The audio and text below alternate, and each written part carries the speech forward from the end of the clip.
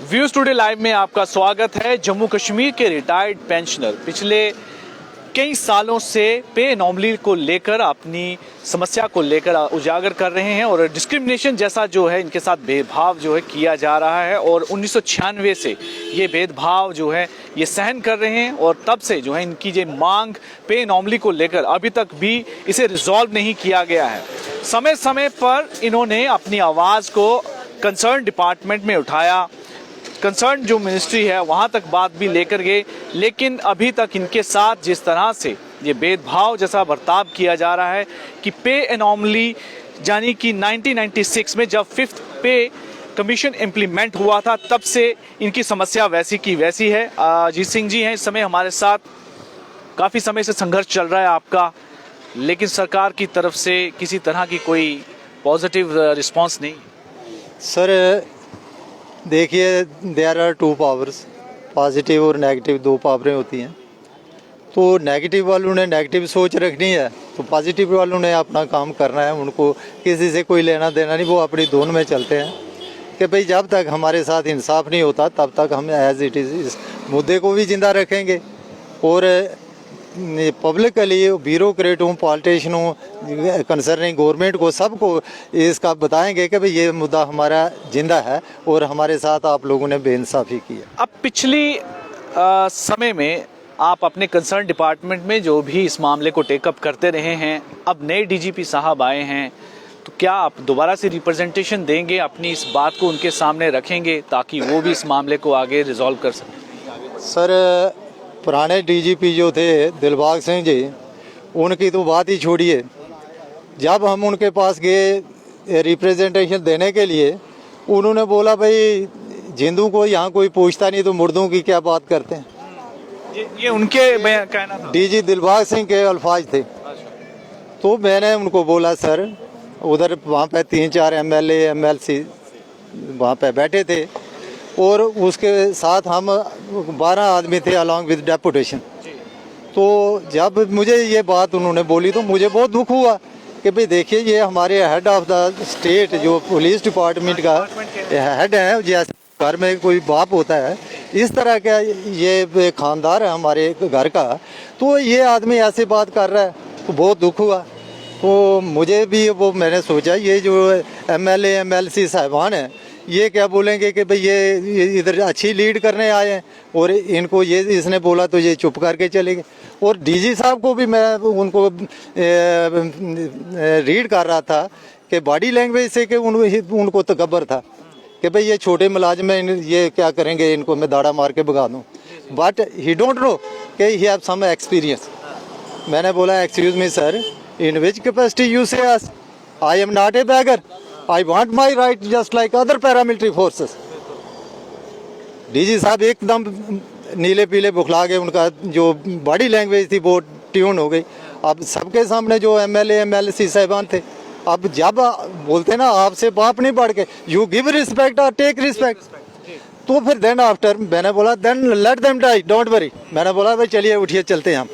तो उस वक्त जितने भी हमारे ये साथी थे हम निकल के आ गए। अब आप बताइए कि वो उस डीजी ने हमारी क्या रिकमेंडेशन करनी है और क्या इंसाफ देना है हमें। तो अब ये इस्माइल साहब आए हैं। आपकी इस रिकमेंडेशन को जिस तरीके से उन्होंने एक तरह से नकारा है, उसके पीछे उनका क्या मोटिव हो सकता था कि जिस वजह से आप लोगों के आपके राइट्स थे वो उनको आगे टेकअप करने थे, फाइनेंस जो है उसको लेकर उन्हें बस अरेंज करना था?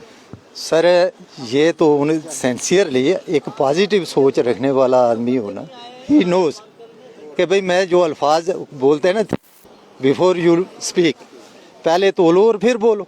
जब किसी को तकब्बर हो जाए, गुरूर हो जाए, तो वो आल बवाल जो भी जो उसके मन में आए कि भाई मैं आया इन पावर, मेरे आगे कोई ये क्या छोटे मोटे कीड़े मकोड़े हैं, इनको क्या करना है। तो उस वक्त उस आदमी को पावर जब वो तकब्बर में होता तो उसको एवरीथिंग इज फेयर, ये एक इंसानी फितरत है।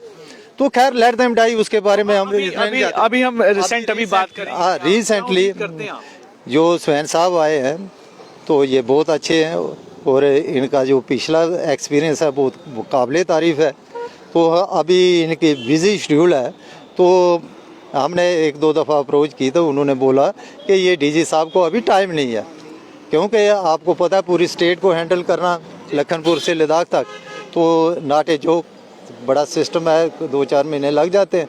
तो फिर भी हम आई नो वेरी वेल कि हम भी कंसर्निंग डिपार्टमेंट से, तो उस चीज़ को मद्देनज़र रख के अभी हमने उनको मतलब ये अपॉइंटमेंट लेने का टाइम नहीं मांगा है।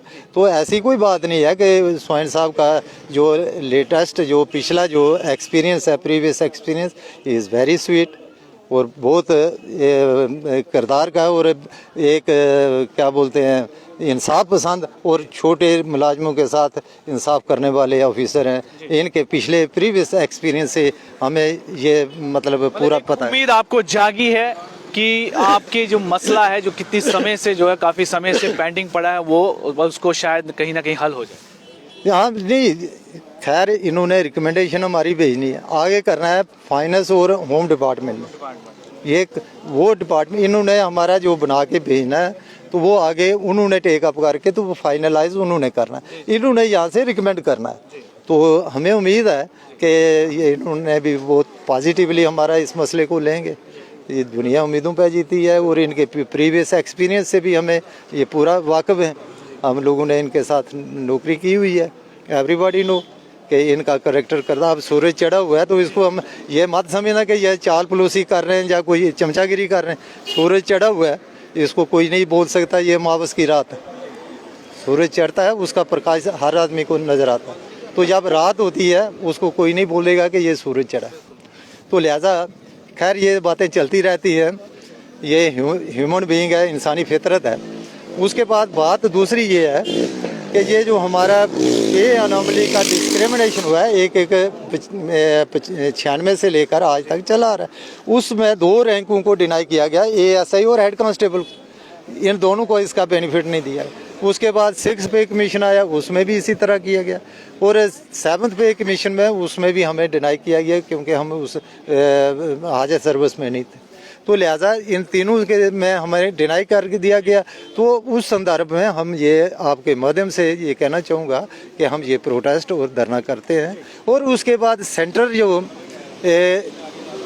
एम्प्लॉय को 2017 से ये जो मेडिकल अलाउंस दिया जाता है 1000 रुपया, तो हमें सिर्फ 300 रुपया दिया जाता। आपको पता ही है आज मेडिसन की जो कीमतें आकाश छू रही हैं, तो 300 रुपये पे क्या ये हमारे साथ बहुत बड़ा मजाक है और सुतेली माँ वाला सलूक। उसके बाद 4% जो DA दिया गया है वो आज तक हमें उसका कोई पता ही नहीं है कब मिलेगा, क्या होगा, कैसे होगा। तो लिहाजा ये जो डिस्क्रिमिनेशन है ये उसके खिलाफ आवाज़ उठाना हमारा हक है। बिल्कुल सही है कि इनकी भी जो डिमांड है बिल्कुल जेन्युइन है और जो डिस्क्रिमिनेशन इनके साथ इतने समय से होती आई है ये उसी के लिए आवाज़ उठाई है। नए DGP आए हैं, काफ़ी उम्मीद है, विश्वास है कि वो उनकी आवाज़ ज़रूर सुनेंगे क्योंकि पिछले DGP से काफ़ी निराश रहे, लेकिन अब के जो DGP हैं उनसे काफ़ी उम्मीद है कि जल्द ही जो है इनकी आवाज़ वहां तक पहुंचेगी और इतने समय से जो इनका मामला पेंडिंग पड़ा है वो भी हल हो जाएगा।